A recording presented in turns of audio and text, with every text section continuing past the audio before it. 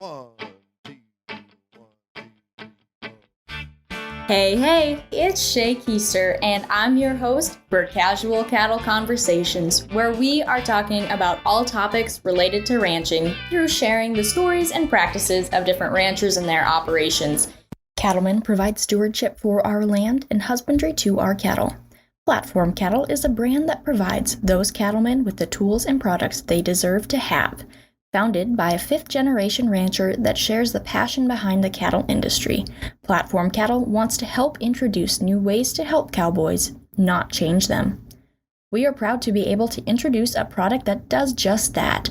BovaBox is the first ever free choice protein supplement for cattle that carries a live probiotic post-production, which can enhance gut health, improve immunity response, increase mineral absorption, and strengthen cow performance. BovaBox includes a full mineral package as well, featuring a Veil of 4 by Zinpro Performance Minerals. It fits into natural value-added and NHTC value-added protocols, made into a 100-pound block that is packaged in a completely biodegradable cardboard box, so there is no more picking tubs out of the fence or pond. Manufactured by AgriBeef, a major cattle feeding company, this makes BovaBox a product truly made for cattle and designed by cattlemen. For more information about BovaBox and the ways it can fit into your operation, visit platformcattle.com or call Emmett Storer at 308-650-1897. So just to start off, what's your background in the beef industry?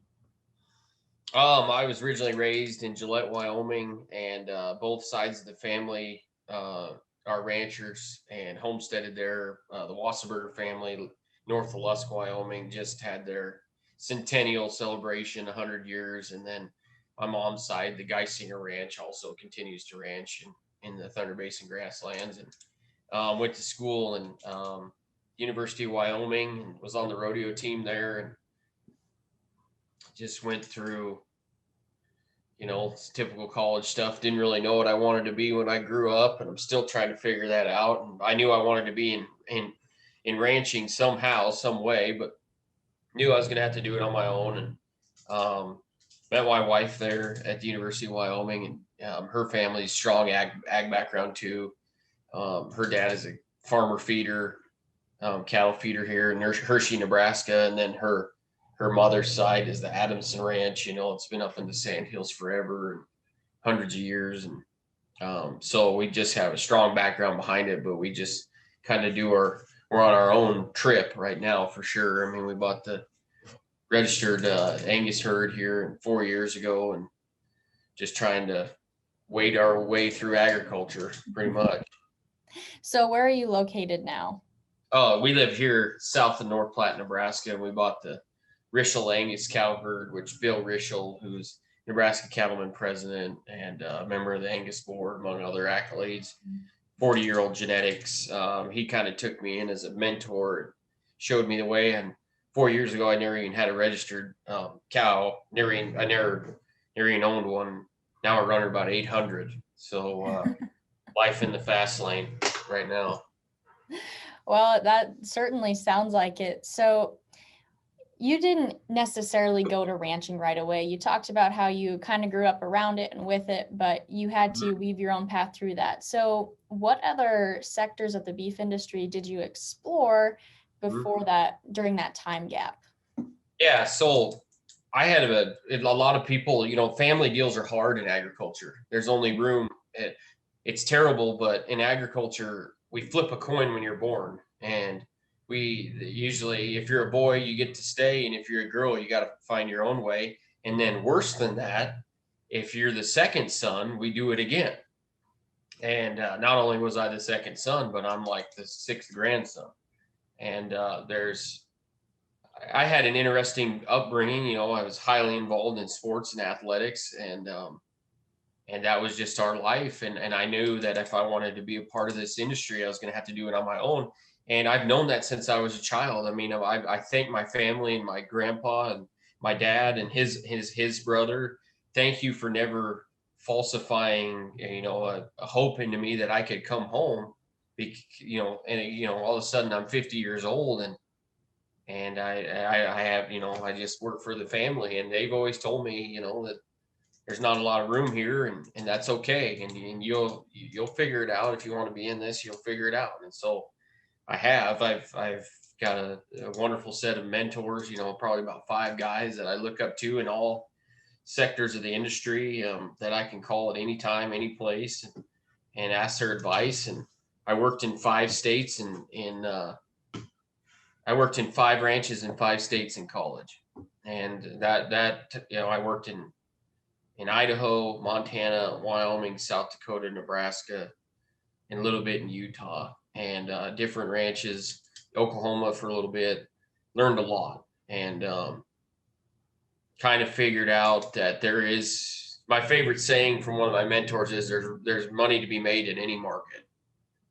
Whether it's a down market or an up market, there's some money to be made. And I've learned that from a young age, that it just doesn't take, my real job, I guess, is buying and selling cattle. That's what I do. I mean, and that is the industry. The industry is a trade, whether you're trading hay that day, or a distiller's truck just drove by, or, I'm looking at the fat cattle market right now. We're just about getting ready to open up, and we're going to have to watch what corn does overnight. Corn is up big again. I mean, life is a constant trade, and I've had to figure out that everything you do, whether you're buying diesel 6 months in advance, or you're selling, you're buying new crop corn. I mean, life is a trade, and I've just had to figure out that balance. And the best way to figure that out is with your checkbook. And that's the best experience I've had. I went to college, but I love the Engler program, but you'll learn a lot when you're there, and you'll learn a ton when you leave there. I mean, I'm in the Engler program now without being enrolled in it, really. I mean, I'm getting baptized every day, and tuition is high. So it's all about experience. It is, totally. And Engler program prepares you for that. And then you step into the real world, and you start writing some checks, and you get pretty smart. So yeah, absolutely. So you talked about how you have basically a mentor in all the different sectors of the industry that you can call and gain advice from. And that is extremely valuable with as segmented as the beef industry is. But how did you put yourself in a place to find these mentors? it's, you know what, I always get that question, and I've spoke at multiple universities to animal science graduates, ranch rec graduates, and they always ask me, they're like, how did you get started in agriculture? I get asked that every time I talk to them. And the best way I know how to tell them is, agriculture is full of mentors that want to help you. This is what I love about agriculture. There's a lot of been there, done that, perennial entrepreneurs in the industry, that if you just show up and go to work, they're going to give you that information. And what is highly unlikely in agriculture is they'll give it to you for virtually free. Mm-hmm. Very rarely, and I'm getting into the packing industry now, very rarely do secrets get lended down to the next generation for free. In agriculture, that is not the case. If you put in the time, show up and go to work and and you just outwork them, they will, these guys will give you that information. And I always tell that to young guys and young women, that I said, find the person you look up to the most and go to work for them. And I did that a couple times, the guys that I looked up to, and they wouldn't even hire me. They're like, Trey, I'm not going to hire you. Everybody wants to work for me. I said, you don't even, I worked for a guy, and he didn't even pay me. I just rode in the pickup with him for 6 months and just swallowed it all up. And next thing you know, he never paid me a dime, but today he taught me how to buy and sell cattle. And I can call him at any time of the day and have his advice. And all I had to do was show up at, 4:30 in the morning and drive him to a country delivery or a sale barn, and swallow that information up. And those guys are out there now. We're getting into the packing industry as a family, and I'm around multiple CEOs of the big four, or former CEOs, and I can call them and text them at any time, and they're sending me books. I got the Cargill story over there I'm reading, and I'm reading about IBP and their start. Iowa beef processors. I mean, the agriculture is full of people that want to lend you their information. You just got to show up. Mhm. And I've seen some young kids fully embrace that theory and are doing big things because of it. Yeah, and I think it kind of a side note, but the start of those companies are interesting. I was an intern with Cargill last year, so hearing the whole history on how they started as one thing and built up is Yeah, pretty neat to see. yeah, But totally awesome. going back to still kind of talking about how you've explored different areas. So you said you worked on different ranches, but did you work, say, in the feeder space or previously in the packing space or one of those Yeah. spaces outside of cow-calf? I've worked in sale barns. I've worked in yearling ranches and stockers. Um, I've worked in multiple feed yards, which I learned a ton. I think every entrepreneur in agriculture should spend a year in a feed yard, because you'll not only learn about animal nutrition but animal health as well. Mhm. And learning to see sick cattle is a gift that not many acquire in a lifetime, because they don't see enough. You go into these corporate feed yards today with 80,000 or 100,000 on feed.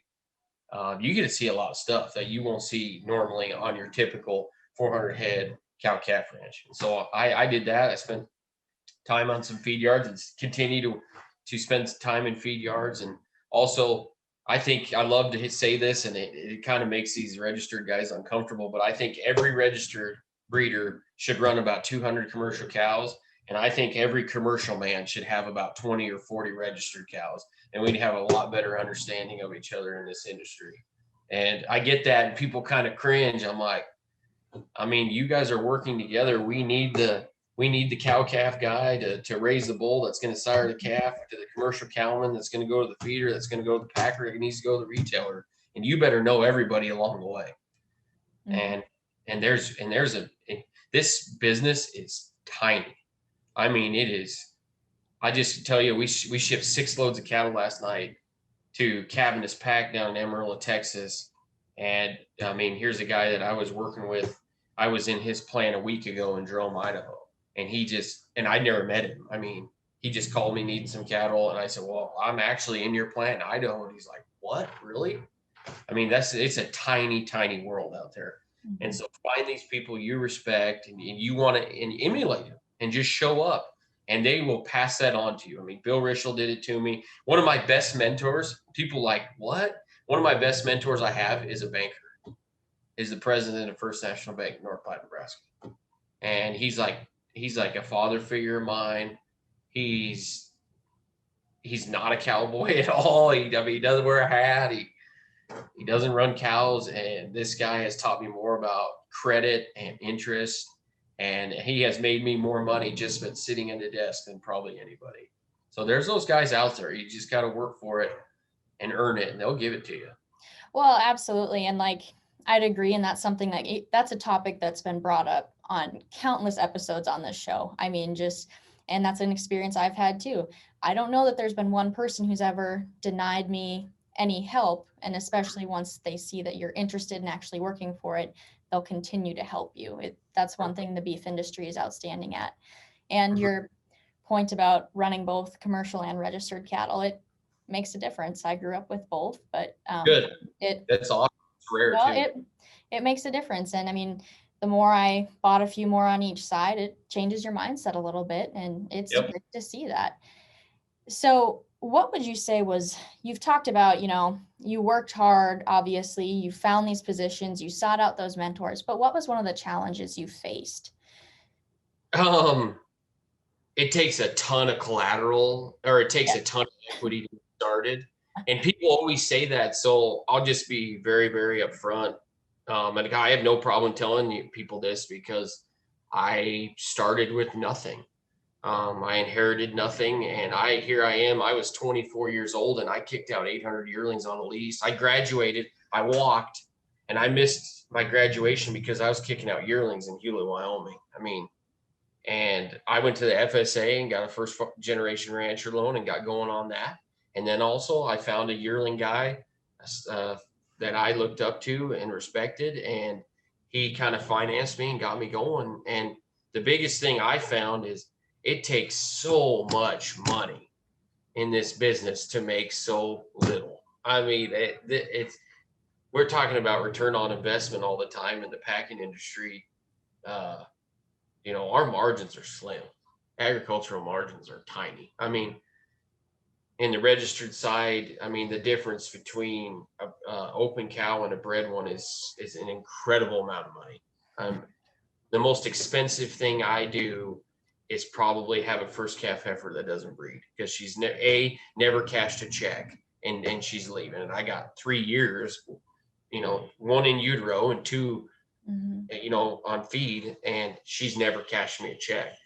And, in the feed yard, the difference between spotting a pen that's just about ready to tip over and one that's not is the difference between making money and losing money.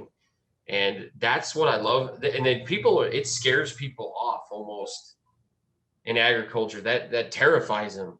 That one little accident can ruin a 6 or 8 month investment. I think it's a calling point, because if you show up every day and take care of business and take care of your assets, there's plenty of margin and there's plenty of room to operate in this business. You just got to show up. And I tell these kids that all the time, just show up and go to work and put your head down and, ears open, mouth shut for a long time, and somebody will take you under their wing. And there's a ton of opportunity out there, a ton. And there's going to be more in 10 years. Joe Goggins is one of my, he's one of my guys I emulate. And his son is one of my best friends and sells our bull sale. I talked to him yesterday, and he sat me down and me and Greg down 3 or 4 years ago. And they're one of the major reasons I got into the register business, because I came to them and said, what do you think? And they said, do it. I said, I've never run a registered cow. You'll be fine. You know how to run commercial cows. You just jerk the papers away from them. You know how to make commercial cow work. You'll be good for the industry. And Joe sat us down a long time ago. He said, you and Greg will have a lot of opportunity in your life going forward. All you got to do is outwork them. When I came home, Joe said, there's a lot of competition today. So this is after the fact, but I lived in a house in Laramie, Wyoming. There was 4 of us, all of us involved in agriculture, and I'm the last one left, whose sole primary income is agriculture. I mean, that tells you how tough this business is, but also there's not a lot of us out there, and there's going to be a lot of opportunity headed forward, a lot. Well, absolutely. And thank you for sharing that. There's a lot that everyone can take from that. So is there something you wish you would have done different as you look on in the past or the last few years? One big thing. I know there's always a lot of things, but I always like to ask for one bigger thing for some advice. For my advice would be probably I've been in some situations financially that were tough, and I've been tipped over twice in 10 years, and a lot of it involved feeding cattle, and I'm there today. I'm here in June again, just getting ready to take another whack at it, because these calf feds aren't going to work again. And probably my biggest wrecks have taught me the most. And you know what? I might lose $100 or $150 or $200 on that pen of calf feds, but I'm damn sure smarter than when I started. And it's a silver lining, and it took me a long time. And my father-in-law, Kirk Olson, taught me that just because you lost him. Oh, I got it. It's my banker gave me this right here. This is exactly what I'm talking about. So this sits behind my desk. I don't know if you can see it, but it says, Sometimes you win, sometimes you learn. And, that's just, I mean, if that pen of steers didn't work, or those yearlings turned out, didn't do what you thought they did. We're turning a bunch of yearlings out today. We just loaded some and weighed them. And we bred a bunch of heifers yesterday, and maybe the breed up won't be good. It was a little hot. I mean, sometimes you win, but sometimes and the other times you learn quite a bit, and it's expensive, but you're a lot smarter than when you started. So I don't have any regrets. I just doing the same thing over and over again and expecting a different result. That's what I regret. I regret if I tried a pin and then tried it again and got the same result, and I kind of wonder why. Mm-hmm. I have no regrets. Everything that I've failed on, I've learned on. It's just a tough business. So. Absolutely. So, kind of shifting gears a little bit, you brought it up how you're on the packing side now. So, would you share how you've become more involved in the packing side recently? Yeah. A lot of people have heard about Sustainable Beef LLC. This is a company of like-minded entrepreneurial, agriculture-based Nebraska founders that came together a year ago, last June, and said, this is not working. I mean, we'd been through the Holcomb fire. We'd been through, now we were in that pandemic, and June was tough. I mean, if you had cattle on feed, you lost a third of your equity overnight, and in May and June. And that's tough to swallow. I learned a lot from that situation. But we came together, said we've got to change. There's a lot of cattle feeders involved, venture capitalists, just leader type that said, packer margins are at $1,500 at that time, $1,600, and today they're hovering around 700 to 1,000. Box beef's on a tear. I mean, yesterday was the first time it was down in 10 days, and it was down 38 cents. I mean, my family will raise the bull. So there's 3 years. That'll sire the calf, and then he's born, and then 18 months on feed. So we're talking, my family's got 5 years invested into this one hoof. And there's times that we're not in the black ink at the end. And to invest 5 years and lose money is not sustainable. It's not healthy. And I don't want my children to go through that. But when you ship that fat cattle and then he goes to one of the packers, and that packer is making, historical margins, packers make $100, $120 a head. That's really healthy. They can own them 48, 38 hours. And I'm going to tell you, my family's got 5 years involved, and they've got 72, a 48-hour chill, and they're making 100 historically. And I think over the past 20 years, feeder margins have been $20 a head. My credit, Greg Wilkie at First National, or my credit guy, he would tell me that's a bad bet. And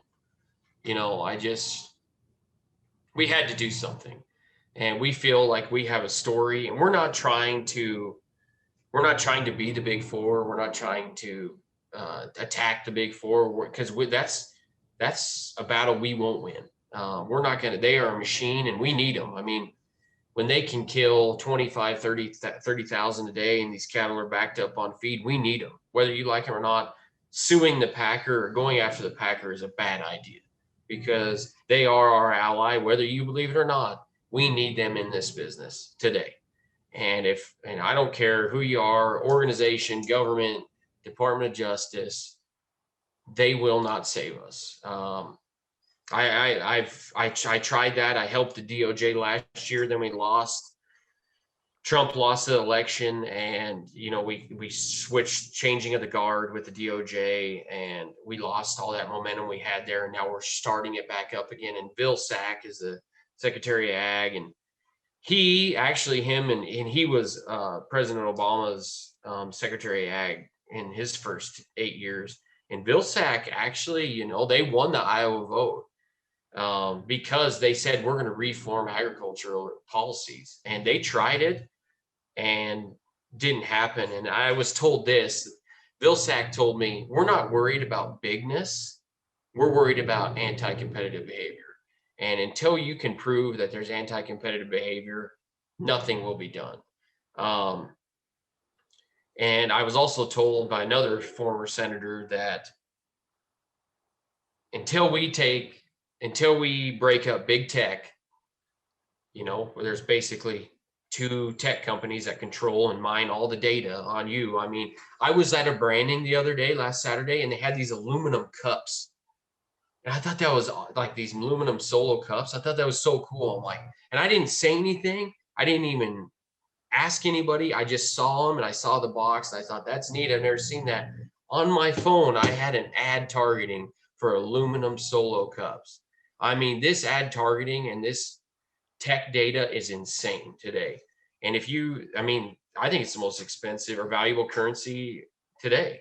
And you're also talking big tech and big pharma, you know, big pharma basically is a monopolistic industry. And these are the same guys that got tobacco, codeine, and fentanyl on the market. I mean, those three things kill you, and they got them on the market. And you're going to break them up? No, it ain't going to happen until they get rid of big tech and big pharma. Will they work on the packing industry? So us as a team had to get together and change something. And we knew that the government wasn't coming. There was an organization that was going to save us, and we had to do it on our own. So we got together with some former Cargill team members, vice president of engineering, former CEO, Bill Rupp, also is the former CEO of JBS Swift, and Cargill is on our team, because once again, we were doing something we knew nothing about, and we needed to find somebody that did. And so we went out and found the best team we did that we knew how that could act as a consultant and get us going. And we got most of the cattle locked up. We've got the packer margins are insane. So the money wasn't as hard as you'd think to find, but it is a $400 million project, and it's a 3-year project. I mean, we won't be hanging cattle till January of 2023, and we hope to break ground this September. And so you're talking 14, 16 months of nothing. We're going to be putting in, it's a $400 million project, and we'll be putting all that in to build it. And then we're going to be hopefully, running, and it's going to be here in North Platte, right off the interstate, hooked up to city wastewater. It's a beautiful site, easy access. The city, North Platte, Nebraska is ag based. We really need this for our community. Our railroad's pulling out, and we just got our economic study done from Dr. Ernie Goss, who's an economist at Creighton University, and it's a $1.1 billion impact for the city of North Platte, and for a rural community to have $1.1 billion floating around it. Yeah, the brain trust is in North Platte. Like, we ship these cattle to Tyson or Cargill or JBS, that money hits a wire at the end of the day and it's gone. And that's not the case here. I mean, this money will stay right here in North Platte, and it'll be revolving around the community. And it's a big thing. It's going to add 800 jobs. Many of them, the average wage on the floor being about 50,000, and probably the way it's working, there's not a plant today that's not 100 to 150, 200 people, looking for 200 people to join the ranks, and they can't find them. I mean, it's a huge problem. This employment deal I never saw this coming, but our administration has got to pull the benefits and get these people to work. Hopefully by 2023, this will all be fixed, but I think it could pay more. Don't quote me on that, because I don't know, but I mean, JBS has upped their wages. Tyson has upped their wages the last 2 months trying to get people to work, and they still can't get them to work. So, when you're making $25 on the floor and you can't get them to show up, that's an issue. And so, yeah, we're going to go at it. It's going to happen. Not only does the community need it, but the industry needs it. I think the number one problem facing us as an industry is packing capacity. Totally. We have an oversupply of cattle, and we're not getting work through them. We're not. COVID didn't help, and then these people not showing up to work didn't help, and it's something that we need, and I think that everybody can get behind it. Everybody in the industry. So. Well, thank you for sharing so much about that. I mean, that's exciting to hear, and thank you for working through like the whole mindset and problem through it, or mindset and problem there. So, what are you most excited about for the plan? Like, when you think about your involvement in there, like what makes you the most excited? Probably the thing that excites me the most is being able to actually share my product with the consumer. Like that's something that we're not exactly tied to today because the major packers, I mean, they are such a machine that, when they kill harvest 6,000 head a day, they don't have that close relationship with the consumer. And sustainable beef will have a blockchain technology where we'll be able to take a picture of that QRC code. That mother, that soccer mom in Loveland, Colorado, will take a picture of that QRC code and it'll go back to the Coaster Ranch and in North Dakota. I mean, and it's a beautiful thing. And what I love about agriculture is we are insanely prideful in our work. We are. I mean, we do this because we love it, right? Mm-hmm. It's not because it's lucrative. It's not because it's easy work. We do it because we're passionate about it. What could make you prouder than to get, it's hooked up to Sustainable Beef's Instagram and a picture of a family in Phoenix, Arizona, having steaks at a big barbecue, and it goes back to your ranch, and you get, what? And this is another thing that we've come up with, which I love, is I'm working with a guy who's insanely, he's done a lot of blockchain stuff. We're thinking about having this steak,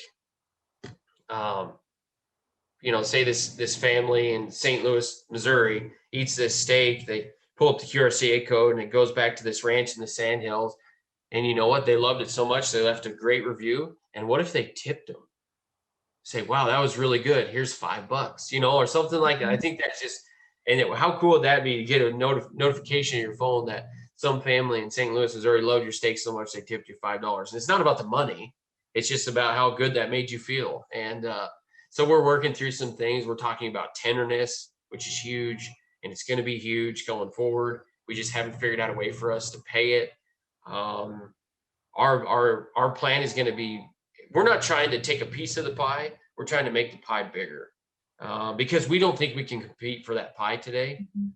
We're not big enough, but we can make our own kind of niche market, and we're going to be an athletic, nimble company, and we're going to do like 30 sorts on carcasses, we hope.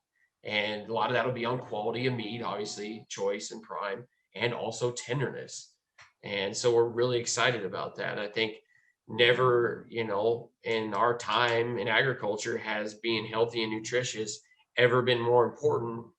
And we need to tell that story. I mean, we're going up against an artificial vat produced meat, or I don't even know what, it's plant produced protein. It's not a meat, and that's made in a vat. And it's got more chemicals than dog food. And we're not telling that story. What's the one ingredient in beef?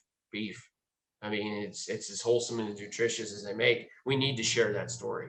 And this is a time for Sustainable Beef to take the stage and take the microphone and get in front of the consumer and have that conversation. And more than that, I think it's the new frontier of the beef industry. I do. I think origin and source is what the consumer wants and what it's asking for. We've had lots of retailers called already. I mean, multiple from all over the world. We think 70% of this will be exported. They are highly intrigued in what we got going. Like Napa wine, is the same as, beef to Nebraska. And we are the beef state. So let's tell that story and let's profit from that story and let's bring that money back to rural America, and Sustainable Beef can do that. Well, that's exciting to hear. And I think I really love the concept of the consumer being able to see where that product came from. Mm-hmm. I think it's so valuable. And like you said, sharing our story, we have to be proactive with how we do that. We can't wait to combat someone else. We need to share our story for what it is right now and how we are already healthy. And yep. No one's going to do that for us. And that's our job. That's our job. We need to be salesmen. And we continue as in agriculture. We're always like, my grandpa was always worried about that fence over there. I got to fix that baler. We're always worried about what's inside our fences.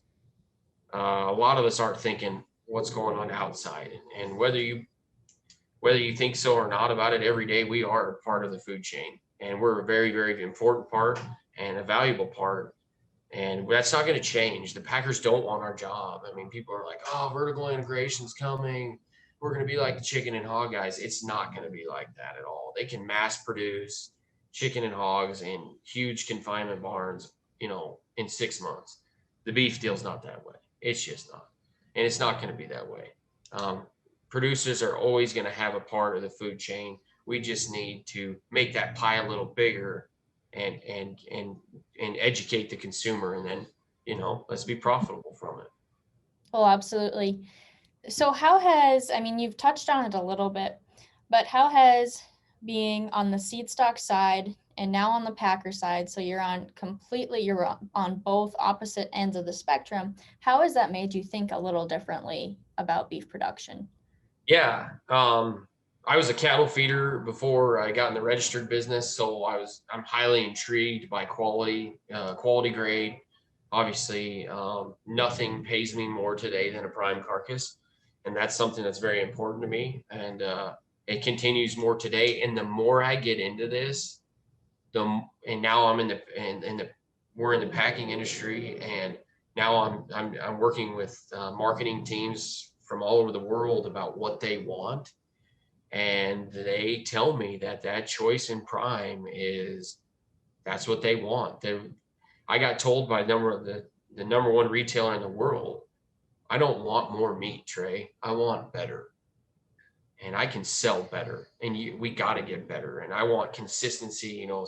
Certified Angus Beef has been $1 billion nonprofit because they've, made parameters on standards on what a ribeye, the length of a ribeye, the quality grade of it.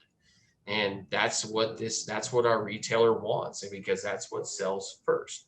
Every meat case in America has a camera over it that is mining data on how this consumer is spending their money, and how she's going to react to the $5.99 hamburger and the $4.99 hamburger. Is it packaging? Is it appeasement? What is it? Where is it at on the shelf? It's a whole different science. So now that I know, I'll be honest with you, I was kind of ignorant to the fact not very long ago. I'm learning more and more every day about the packing industry and the retail side. And a year ago, I didn't realize that not only this packing industry is tough. A lot of people want to fight the packer and go after the packer. The issues they stand today are incredible. Getting people to work and dealing with the pandemic at all-time prices. They're getting paid. The fruits of their labor are very lucrative, but they're earning every bit of it. And one of the guys kind of mentoring me in the business, he starts his day at 4:30 in the morning, and he's at the plant at 5:15, and he's in control of about 30 plants. And 2 days a week, he jumps on a plane and he flies into a plant somewhere in the US and goes through it and manages it. And then he gets home 7 o'clock and 8 o'clock at night. And he does this 6 days a week. And it's a tough business. And that's something I took for granted. And now as a registered breeder, I think we have a sole responsibility to educate not only the consumers, but our producers, these guys buying these bulls. This is their livelihood. Like Joe Goggins always told me, Trey, you're dealing with people's livelihood. And that's something you can never take lightly as a registered breeder. And Bill Rischel says the same thing. You have to do your homework. You have to make sure these bulls are structurally and fundamentally sound and are going to put pounds on the plate and healthy marbled meat. That's very important. And today it's never been more reiterated, and I'm not going to get radical marbling. I'm not going to just get radical marbling and breed marbling. Our mantra here at TD Angus at Rischel Ranch is the most of the best. And I asked Bill Rischel one time, I said, I really had a hard time sorting replacement heifers the first time I was here, because I didn't understand data as well. I was just like, well, she's a $300 C, but I'd change her front end a little bit, and I'd add a little flank to her. I don't know if I like her as much, but here's this really feminine, soft-made, sound female that doesn't read as good. Which one's going to be the better cow? And I asked Bill Rischel, how do I do that? And he said, you need to make her have the most of the best. Which one has the most of the best? And that's a great, and I've used that in every aspect of my life. It doesn't matter if I'm buying feeder cattle to turn out on grass, or if I'm buying bred heifers, or, and eventually it'll be the meat and the meat side and the meat case. And we need to have the most of the best. Not only do we need to have the best quality, we need have the best consistency, the best tenderness. We need to have the most of the best. And I need to supply the bulls that are going to do that for my customers. And before this year's bull sale, we were selling as many more bulls than we ever had, 300 bulls, and I was pretty stressed out about it. Obviously, I mean, it's like the worst day of the year. I hate it. I mean, it's like it's like your wedding every year. You can't talk to everybody and get everything done, and it's just mayhem. And then you throw an auction in the middle of it. And one of my guys that's helping me in the packing industry said, "Trey, these are the bulls that are going to sire the calves that are going to go through the plant." I mean, I was sitting right over there at that desk. It was about like 4:30 in the morning when he called. He was going to work, and that really struck me. I mean, if anything I've ever done, I sat there and was like, wow, we're already preparing for what's to come. You know, I've been told that startup date is January 2023, and that's prom. And you better get ready for the prom night, and you better have your date. And so we sold the bulls that are going to sire the calves all the way through the blockchain. So this has already begun. People think because we haven't broke dirt that we're maybe not going to happen. I've already set the bulls out there that are working all over the country in 26 states that are going to sire the calves that go through this plant. And so we're well on our way, and we work at it every day. So it's pretty exciting stuff. That is very exciting and very neat and a very good perspective and point to say. So, as we kind of wrap up, is there anything else you would like to add, whether that's about the packing side or individuals in the industry or just about the industry as a whole? Well, I'd be naive to not take the opportunity to thank all my mentors. Bill Rischel, who I bought the registered Angus herd from, he's available to chat any time of day. He gave me the opportunity. We never one time counted bales, never counted cattle. He just said, "Here's the list," and I bought from herd bulls to scoop shovels, and I trusted him, and he trusted me, and it's been a beautiful relationship. And I want to thank him. I want to thank my father-in-law, Kirk Olson, who took me in as a cattle feeder. Young kid, didn't have much, and he's taught me the business. He's treated me better than a son. Greg Wilkie, former president of First National Bank, taught me about credit and how to borrow money and stay within your means on debt. And then John Keating, who was the former CEO of Cargill, has been a good friend and has taught me a lot and sent me.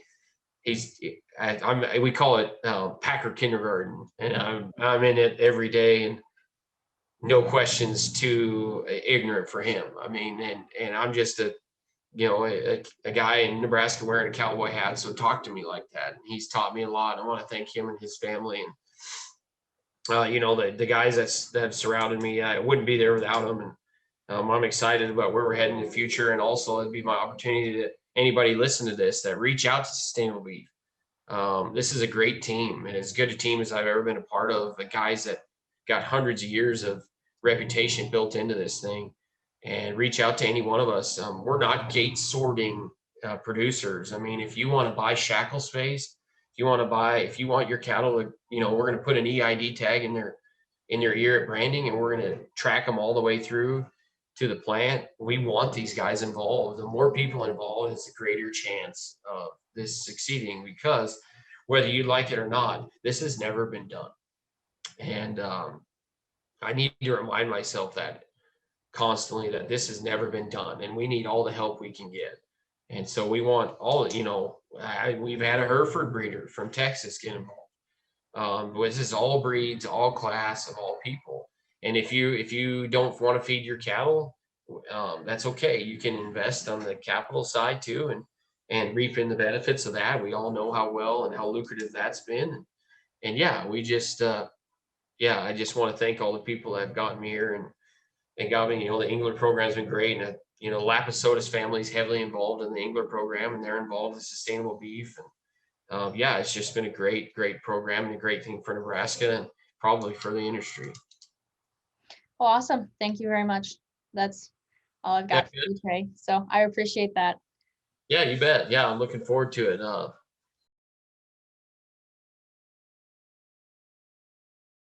Cattlemen provide stewardship for our land and husbandry to our cattle. Platform Cattle is a brand that provides those cattlemen with the tools and products they deserve to have. Founded by a fifth-generation rancher that shares the passion behind the cattle industry, Platform Cattle wants to help introduce new ways to help cowboys, not change them. We are proud to be able to introduce a product that does just that.